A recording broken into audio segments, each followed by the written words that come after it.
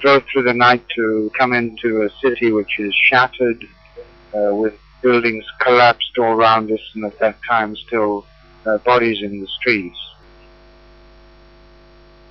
We went as an emergency surgical team to a hospital in one of the most devastated areas and started to treat and set up to care for the casualties.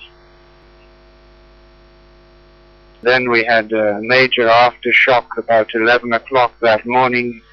We had to evacuate the hospital, so we set up operating in this road outside, and the surgery is under a tree. Unfortunately, we've not been able to get any of our equipment to the hospital yet. I wasn't able to come in, so we've had to find instruments. We've been using gynecology instruments we managed to borrow, and we've been running out of stuff, hoping and praying that our drugs, our instruments, and everything will manage to get to us soon. We've treated literally hundreds upon hundreds of patients, many with what we call relatively minor injuries, in other words, fractures of arms and legs and so forth. The sad ones you always remember are not actually a casualty, but a baby coming in with severe asthma complications, and we didn't really have all the medication, and that baby died. We don't know, the baby's name or where it's from, or whether the family even know the baby's dead now.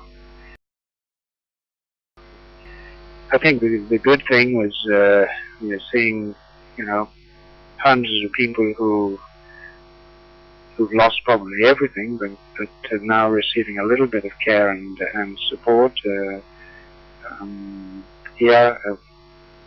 We nearly lost a lady after an amputation, and we managed to get her back, and she's looking good late last night, and so that's very positive. What happens at this stage, I'm afraid, is that because so many of these wounds haven't been treated for days, they get very infected. So our real effort now is to just try to minimize any damage from that. The emergency response that the MSF teams are putting in now has been really outstanding, and the support of people that help us to do that is very, very much appreciated.